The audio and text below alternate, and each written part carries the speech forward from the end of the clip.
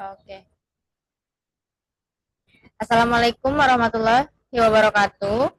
Kami dari kelompok 5, akuntansi perpajakan 5B. Di sini kami akan mempresentasikan review dan pemeriksaan laporan keuangan pemerintahan daerah dalam mata kuliah akuntansi sektor publik. Yang beranggotakan kelompok yaitu satu Yurika Oksia, saya sendiri, kemudian Erika Amanda Carolina, Mary Sartika, dan Dwi Apriliani. Selanjutnya akan dibacakan oleh Dwi. Definisi pemeriksaan LKPD. Pemeriksaan laporan keuangan pemerintah daerah LKPD adalah pemeriksaan keuangan yang dilakukan oleh Badan Pemeriksa Keuangan atau BPK untuk memberikan opini atas kewajaran informasi yang disajikan dalam LKPD.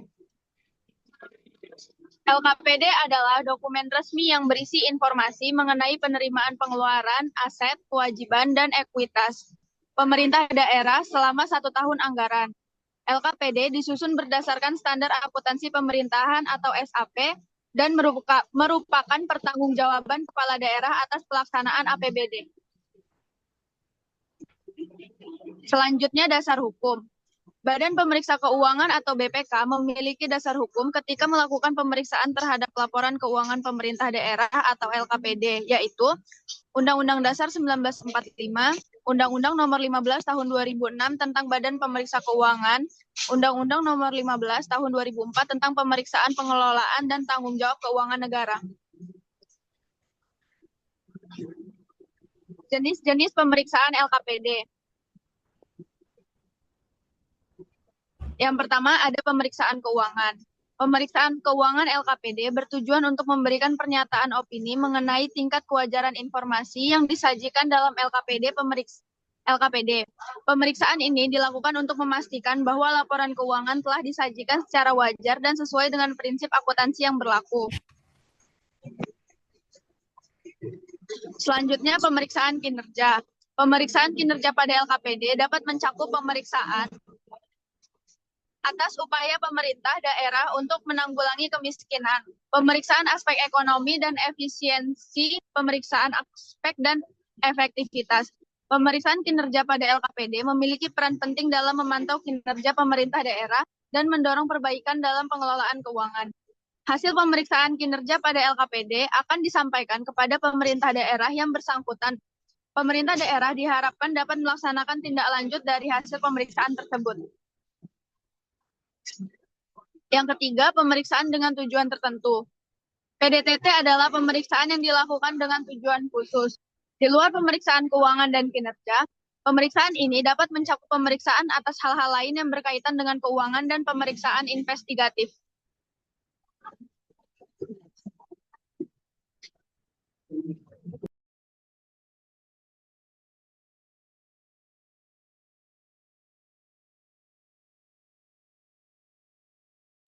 Kemudian selanjutnya akan dijelaskan oleh Yurika.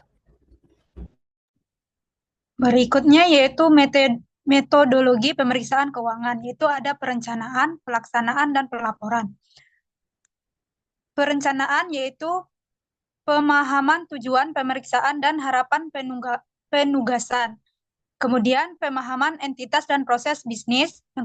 Kemudian pemahaman hasil pemeriksaan sebelumnya. Kemudian pelaksanaan prosedur analisis awal. Kemudian pemahaman atas sistem pengendalian interim. Berikutnya yaitu identifikasi dan penilaian risiko awal. Kemudian yaitu penetapan batas materialitas awal. Kemudian penentuan metode uji petik. Kemudian pemenuhan kebutuhan pemeriksaan. Yang terakhir yaitu penyusunan program pemeriksaan dan program kegiatan perorangan. Adapun pelaksanaan, yaitu pelaksanaan pengujian pengendalian internal, penyesuaian tingkat risiko dan tingkat materialitas setelah uji pengendali. Kemudian yaitu penyusunan prosedur pengujian. Kemudian pelaksanaan pengujian substantif, yaitu biasanya juga menggunakan hasil uji pengendalian. Berikutnya yaitu evaluasi terhadap pelaksanaan pengujian substantif.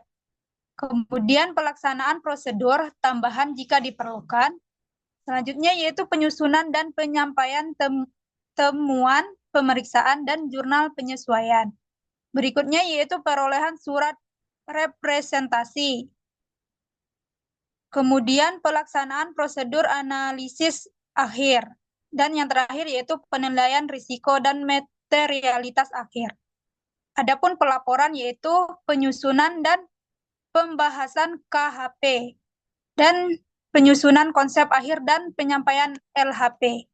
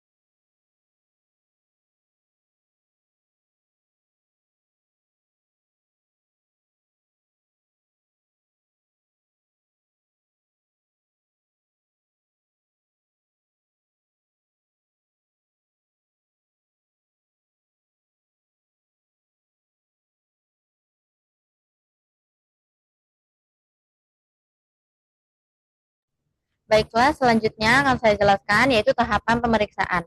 Yang satu, perencanaan pemeriksaan, dua, pelaksanaan pemeriksaan, tiga, pemerolehan dan analisis bukti, empat, pertimbangan atas bukti. Perencanaan pemeriksaan sendiri adalah laporan keuangan pemerintahan daerah dapat dilakukan sebelum LKPD diterima. Perencanaan ini dapat dilakukan dengan metodologi pemeriksaan yang diatur dalam petunjuk teknis.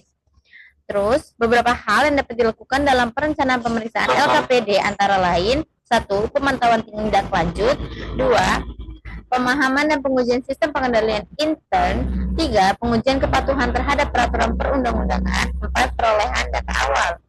Kemudian ada pelaksanaan pemeriksaan yang terdiri dari pemeriksaan LKPD dilakukan dalam dua periode, yaitu pemeriksaan intern dan pemeriksaan terinci. Yang kedua, pemeriksaan interim dilakukan sebelum LKPD unaudited terbit, sedangkan pemeriksaan terinci dilakukan setelah LKPD unaudited terbit.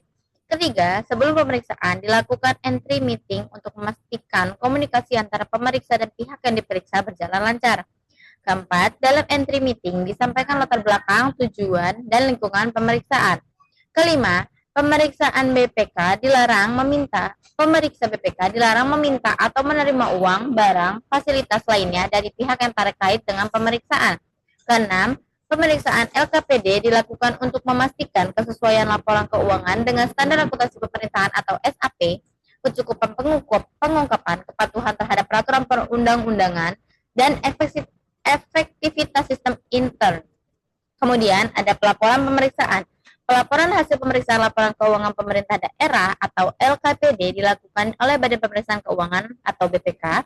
Laporan hasil pemeriksaan atau LHP BPK atas LKPD disampaikan kepada Kepala Daerah dan DPRD untuk diajukan sebagai rancangan peraturan daerah tentang pertanggungjawaban APBD. Tujuan dari laporan pemeriksaan sendiri adalah memberikan opini tentang tingkat kewajaran informasi yang disajikan dalam LKPD.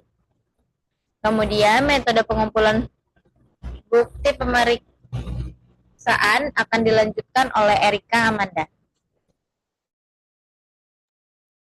Metode pengumpulan bukti pemeriksaan: 1. Pengamatan, 2. Inspeksi, 3. Permintaan keterangan, 4. Konfirmasi ekstern, 5. Reperformance, 6. Perhitungan ulang, 7. Pengujian substansif, 8. Uji pengendalian, 9. Prosedur analitis. Next. Kriteria penetapan opini.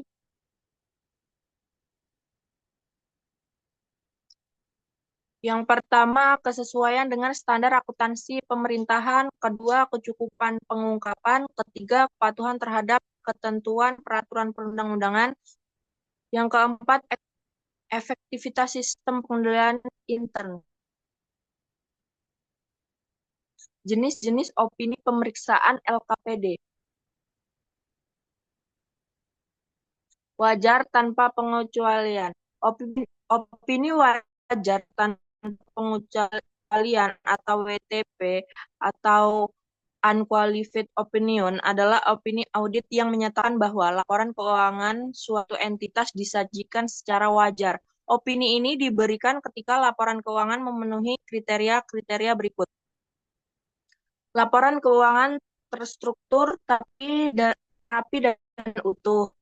Terdapat kelengkapan bukti audit, terpenuhi 3 standar umum, penerapan prinsip akuntansi yang berlaku umum di Indonesia, opini audit going concern.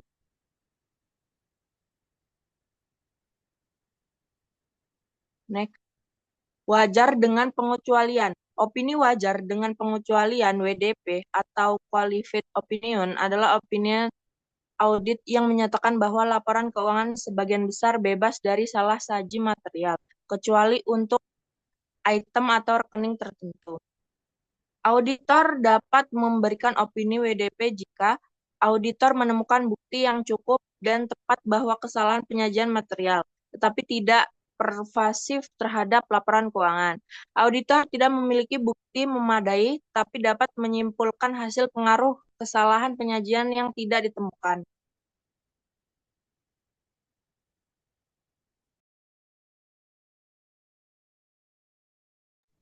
Baik, selanjutnya akan dibacakan oleh Mary Sartika.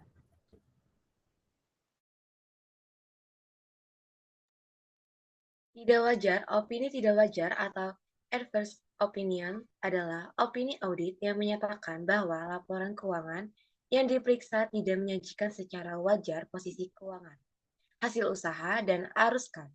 Opini ini diberikan ketika auditor menemukan kesalahan penyajian yang material dan pervasif dalam laporan keuangan. Contohnya, yaitu tidak wajar adalah ketika nilai aktiva tetap perusahaan adalah neraca keuangan dihitung berdasarkan penilaian kembali nilai aktiva padahal seharusnya diukur dari harga pembelian.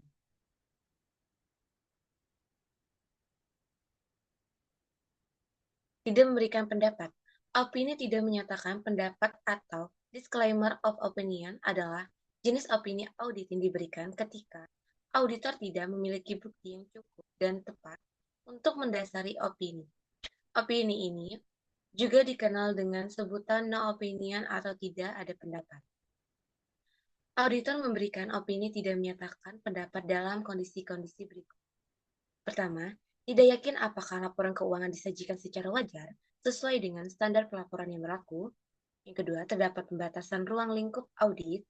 Yang ketiga, terdapat hubungan yang tidak independen menurut kode perilaku profesional. Yang keempat, tidak dapat memperoleh bukti-bukti yang dibutuhkan untuk bisa menyimpulkan dan menyatakan laporan sudah disajikan dengan wajar. Yang terakhir, keterbatasan pemeriksaan atau banyak ketidakpastian dalam laporan keuangan perusahaan.